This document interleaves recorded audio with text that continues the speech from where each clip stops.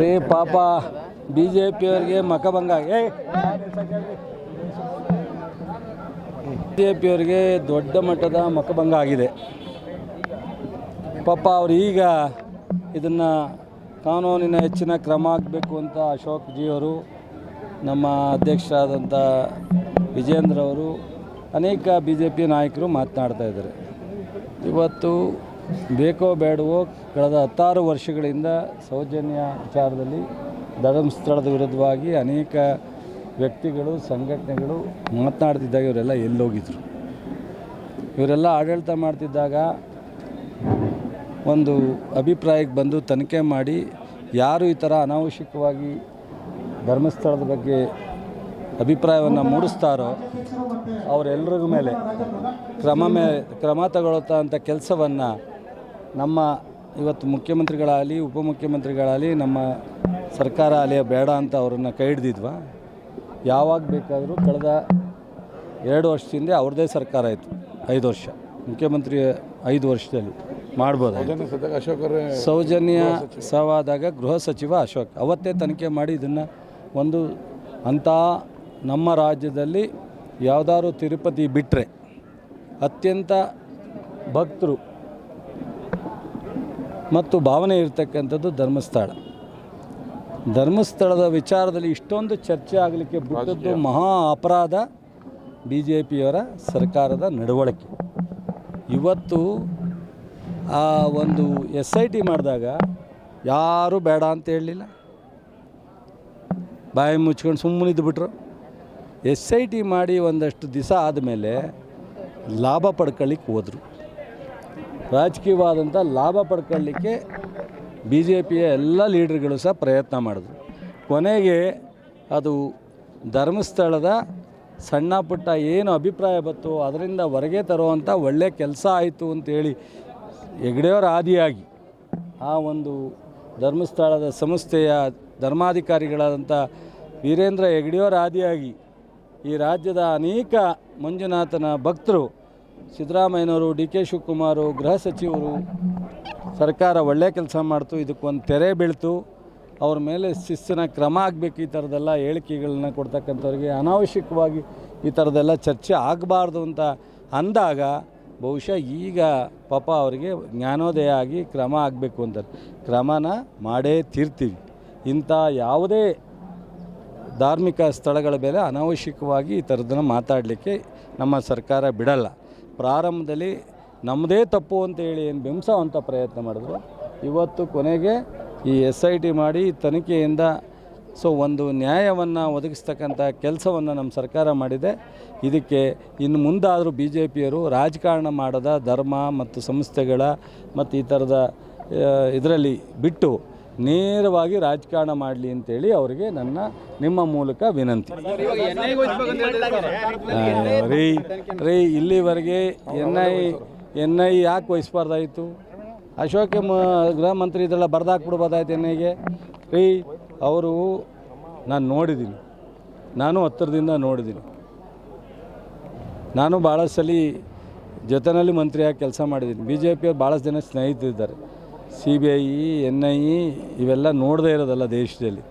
CID ನಮ್ಮ ರಾಜ್ಯ ಮಟ್ಟದ ತನಿಖಾ ಸಂಸ್ಥೆಗಳಿದ್ದಾವಲ್ಲ ಅದೆಲ್ಲಕ್ಕಿಂತ ಮೀರಿ ರಿಸಲ್ಟ್ ಕೊಡ್ತಕ್ಕಂಥ ನಮ್ಮ ರಾಜ್ಯದ ಪೊಲೀಸ್ ಅಧಿಕಾರಿಗಳು ಸ್ಮಾರ್ಟ್ ಇದ್ದಾರೆ. ಎಲ್ಲಿವರೆಗೆ ಅನೇಕ ವಿಚಾರವನ್ನು ನಾವು CBI ಕೊಟ್ಟಿದ್ದೀವಿ, ಇನ್ನೂ ರಿಸಲ್ಟ್ ಬಂದಿಲ್ಲ. ಅನೇಕ ವಿಚಾರ NI ಕೊಟ್ಟಿದ್ದೀವಿ, ಬಂದಿಲ್ಲ. ಆದರೆ ನಮ್ಮ ರಾಜ್ಯದ ತನಿಖಾ ಸಂಸ್ಥೆಗಳು ಅವೆಲ್ಲಕ್ಕಿಂತ ಆದರ್ಶವಾಗಿದ್ದಾವೆ, ದಕ್ಷತೆಯಿಂದ ಕೆಲಸ ಮಾಡ್ತವೆ. ಅನೇಕ ನಿದರ್ಶನಗಳು ನಮ್ಮ ಕಣ್ಣು ಮುಂದೆ ಇದೆ. ಕುಣಿನಾಡ್ದಲ್ಲಿ ನೆಲ ಡೊಂಕು ಅನ್ನಂಗೆ ಆಗಿದೆ ಬಿ ಜೆ ಪಿಯವ್ರ ಕತೆ. ಪಾಪ ಅವ್ರಿಗೆ ಎಲ್ಲೋದ್ರೂ ಅವ್ರಿಗೆ ಸಕ್ಸಸ್ ಆಗ್ತಾಯಿಲ್ಲ. ಯಾವ ಇಶ್ಯೂ ಹಿಡ್ಕೊಂಡ್ರು ಅವ್ರಿಗೆ ತಲುಪ್ತಾ ಇಲ್ಲ. ಎಲ್ಲದರಲ್ಲೂ ಫೇಲ್ಯೂರ್ ಆಗ್ತಾಯಿದ್ದಾರೆ.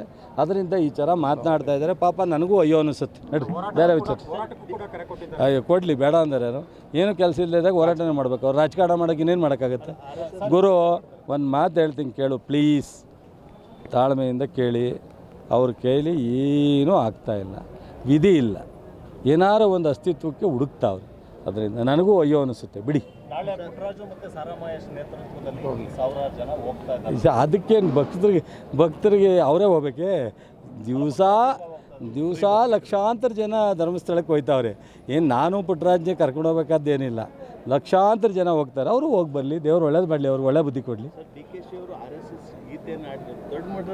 ಅಲ್ಲಪ್ಪ, ಡಿ ಕೆ ಶಿವಕುಮಾರು ಒಬ್ಬರು ಹಿಂದೂ, ಇವರು ನಾವೇ ಹಿಂದೂ.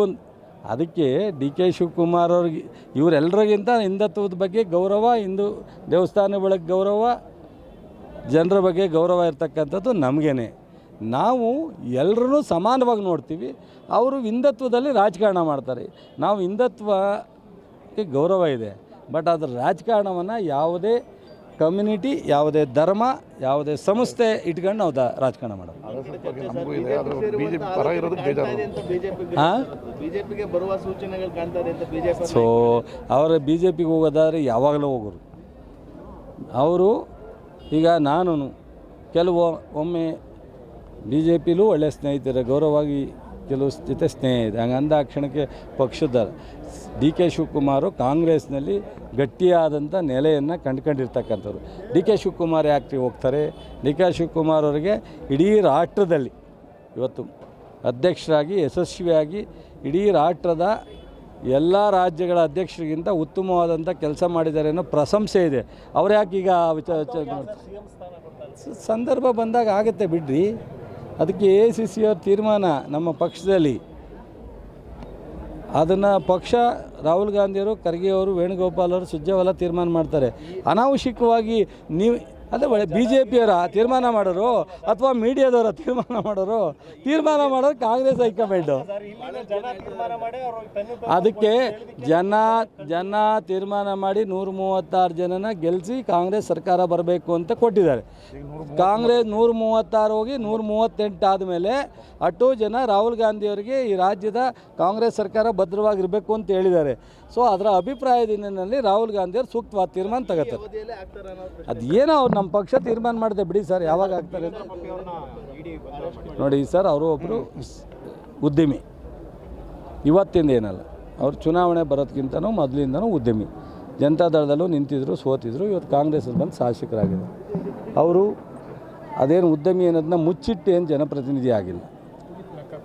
ಸೊ ಲೆಕ್ಕ ಕೊಡ್ತಾರೆ, ಬರ್ತಾರೆ. ಈಗ ED ಚೆಕ್ ಮಾಡ್ತಕ್ಕಂಥದ್ದು ಟ್ರಾನ್ಸಾಕ್ಷನ್ ಮೇಲೆ ಏನಾದ್ರು ವ್ಯತ್ಯಾಸ ಆಗಿದೆ, ಅದನ್ನು ಚೆಕ್ ಮಾಡಿದ್ದಾರೆ, ತನಿಖೆ ಮಾಡ್ತಾರೆ. ಅದೇನಾದ್ರು ವ್ಯತ್ಯಾಸ ಇದ್ದರೆ ದುಡ್ಡು ಕಟ್ತಾರೆ. ಕಾನೂನು ವಿರುದ್ಧವಾಗಿದ್ದರೆ ಅದನ್ನು ಏನು ಬೇಕೋ ಅದನ್ನು ಕಾನೂನಂತೆ ಕ್ರಮ ತಗೋತಾರೆ. ನೋಡಿ, ಯಾವುದೇ ವಿಚಾರದಲ್ಲಿ ಯಾವುದೇ ಕಾನೂನನ್ನು ನಾವು ನಮ್ಮ ಕೈಲಿಲ್ಲ, ನ್ಯಾಯಾಲಯಗಳು ನಮ್ಮ ಕೈಲಿಲ್ಲ. ಅಂತಿಮವಾಗಿ ನ್ಯಾಯಾಲಯಗಳೇ ತೀರ್ಮಾನ. ಇಲಾಖೆಗಳು ಅದರ ಮೇಲೆ ತನಿಖೆ ಮಾಡಿ ನ್ಯಾಯಾಲಯಕ್ಕೆ ವರದಿಯನ್ನು ಕೊಡ್ತಾರೆ, ನ್ಯಾಯಾಲಯ ತೀರ್ಮಾನ. Thank you sir. ಕ್ಷಣ ಕ್ಷಣದ ಸುದ್ದಿಗಳಿಗಾಗಿ ಫ್ರೀಡಂ ಟಿವಿ ಸಬ್ಸ್ಕ್ರೈಬ್ ಮಾಡಿ, ಲೈಕ್ ಮಾಡಿ ಹಾಗೂ ಫಾಲೋ ಮಾಡಿ. ಹೊಸ ಸುದ್ದಿಗಳ ನೋಟಿಫಿಕೇಶನ್ಗಾಗಿ ಬೆಲ್ ಐಕಾನ್ ಮೇಲೆ ಕ್ಲಿಕ್ ಮಾಡಿ.